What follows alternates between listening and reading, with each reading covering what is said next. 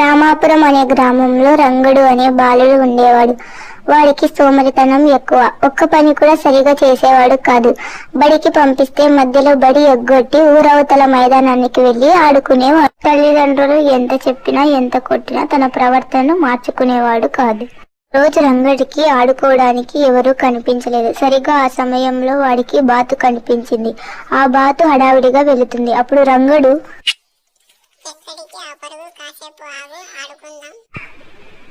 అని అడిగాడు. అప్పుడు బాతు రంగడితో, నాకు అంత సమయం లేదు, అసలే వానాకాలం, ఎంత దూరంలో లేదు. ఇప్పుడు నేను ఆహారం సంపాదించకపోతే నేను నా పిల్లలు చాలా కష్టపడతాము, నేను రాను అని హడావిడిగా వెళ్ళిపోయింది.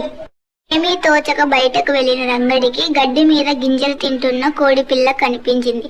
అప్పుడు రంగడు కోడి పిల్ల దగ్గరికి వెళ్లి, కోడి పిల్ల మనం కలిసి గంతులాట ఆడుకుందామా అని అడిగాడు. అప్పుడు కోడి పిల్ల రంగడితో,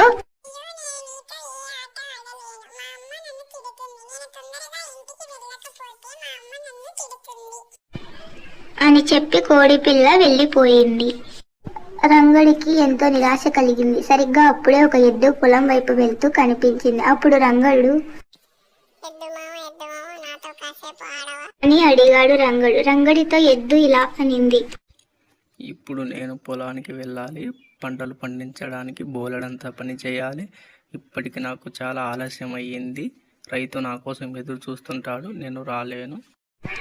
అది చెప్పి ముందుకు కదిలింది ఎద్దు. అది విని రంగడు ఆలోచనలో పడ్డాడు. అమ్మ నాన్నలు పనికి వెళ్ళారు.